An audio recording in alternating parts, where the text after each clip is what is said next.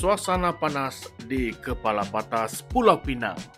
Bukan panas sebab matahari, bukan juga panas sebab api kebakaran terbuka, tetapi panas sebab api politik yang marak membakar.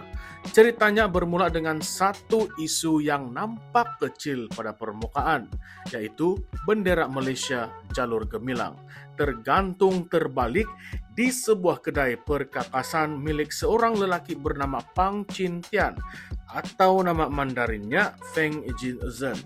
Nampak macam kesalahan teknikal, mungkin juga, tetapi dalam dunia politik Malaysia yang serba sensitif, perkara ini boleh jadi peluru emas untuk mencetuskan perang mulut dan perang persepsi.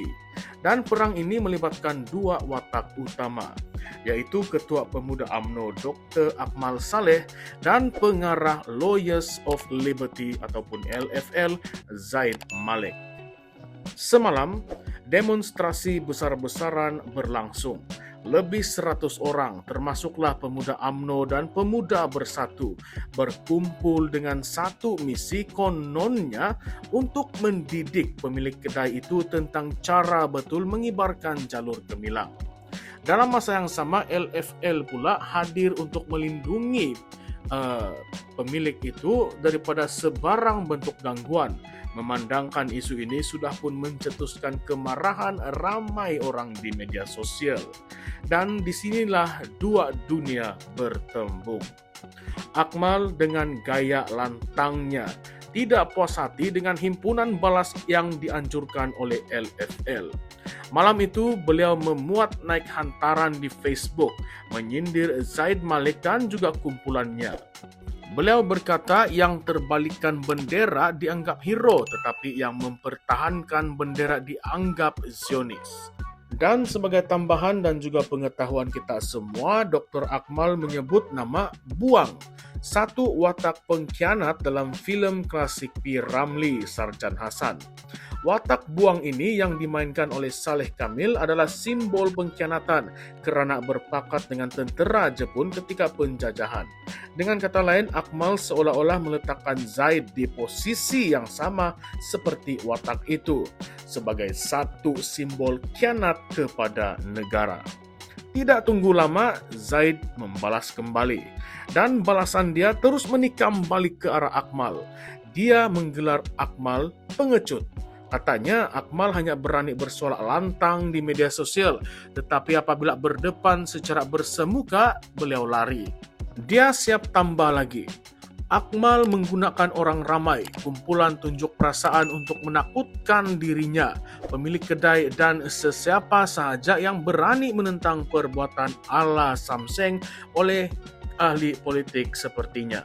Dan lebih pedih, Zaid mendakwa semasa keadaan semakin tegang dan ahli kumpulan Akmal memaki hamun LFL, Akmal hilang dari lokasi dan tidak cuba pun meredakan suasana. Kalau kita perhatikan, ini bukanlah sekadar isu bendera terbalik. Ini adalah permainan image dan juga persepsi. Dalam politik Malaysia, siapa yang nampak berani di depan rakyat, siapa yang kelihatan mempertahankan maruah negara, itu yang akan menang dalam naratif media. Tetapi dalam kes ini, kedua-duanya saling tuduh-menuduh. Seorang kata yang lawannya pengkhianat dan seorang lagi kata lawannya itu seorang yang pengecut. Oleh itu, bagi saya ini bukan saja perang mulut tetapi juga merupakan perang branding politik. Masing-masing pun mahu meletakkan lawan di posisi yang paling hina dalam pandangan rakyat. Kalau kita lihat rekod Dr. Akmal memang terkenal sebagai figura politik yang gemar mengangkat isu-isu yang membakar semangat nasionalisme. Contohnya sebelum ini dengan isu bak putih percuma di hospital, kempen boikot terhadap peniaga yang dianggap anti Melayu, dan beberapa lagi insiden yang mendapat liputan besar. Manakala Zaid Malik sebagai pengarah LFL sering lantang mempertahankan hak asasi manusia dan menentang apa sahaja tindakan yang dianggap tidak adil, walaupun kadang-kadang pendiriannya itu tidak selari dengan sentimen majoriti. Maka tidak heranlah apabila dua tokoh ini berlanggar. Percikan apinya boleh dilihat di seluruh media sosial. Persoalan besarnya di sini, siapakah sebenarnya di pihak yang benar? Adakah Dr. Akmal memang benar-benar mempertahankan maruah negara dan simbol kebanggaan rakyat Malaysia, ataupun dia cuma menggunakan isu ini sebagai modal politik untuk menonjolkan dirinya sebagai wira bangsa?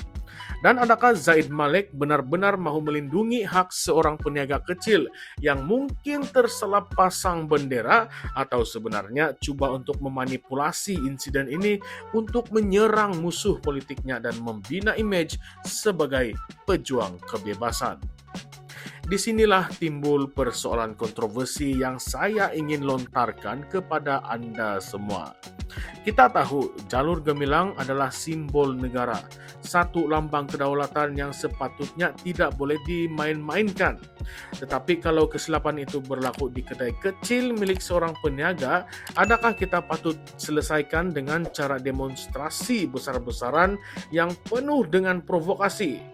Atau sebenarnya ada cara yang lebih matang dan berkesan untuk mendidik masyarakat tentang hormat pada bendera? Dan kalau kita teliti dari sudut politik pula, siapa sebenarnya yang untung dalam drama ini? Sebab secara realitinya setiap kali berlaku kontroversi sebegini, nama-nama yang terlibat akan meledak di media sosial. Pengaruh mereka bertambah dan mereka mungkin mendapatkan liputan percuma dari media. Jadi mungkinkah ini sebenarnya permainan dua pihak yang sama-sama memanfaatkan isu bendera terbalik ini untuk agenda masing-masing? Baiklah, saya tinggalkan persoalan ini kepada Anda. Adakah kita sedang melihat pertarungan pengkhianat versus pengecut seperti yang digembar-gemburkan? Atau sebenarnya kita semua sedang dijadikan penonton dalam satu pentas politik yang penuh dengan drama? Adakah ini perjuangan mempertahankan maruah negara ataupun sekadar lakonan untuk meraih simpati dan juga undi? Ingat kawan-kawan, dalam dunia politik kadang-kadang yang kita nampak itu bukanlah hal yang sebenar. Dan apa yang ditunjukkan di depan kamera itu kadang-kadang hanyalah skrip, dan skrip itu ditulis oleh mereka yang pandai bermain persepsi. Jadi kawan-kawan, siapa penulis skrip sebenar dalam isu ini? Coba kita pikirkan bersama-sama. Baiklah, kalau Anda rasa isu ini hanyalah tentang bendera, Anda memang silap besar. Memang silap besar. Ini adalah cerminan bagaimana politik Malaysia bergerak, penuh dengan simbol, penuh dengan drama, dan penuh dengan permainan emosi rakyat. Kalau hari ini bendera terbalik menjadi modal, esok mungkin ada isu lain lagi yang akan digunakan untuk membakar sentimen. Soalan saya, sampai bila kita mahu menjadi bahan tontonan semata-mata? Baiklah kawan-kawan, salam sejahtera semua dan salam perjuangan, salam reformasi. Sekian sahaja, terima kasih semua.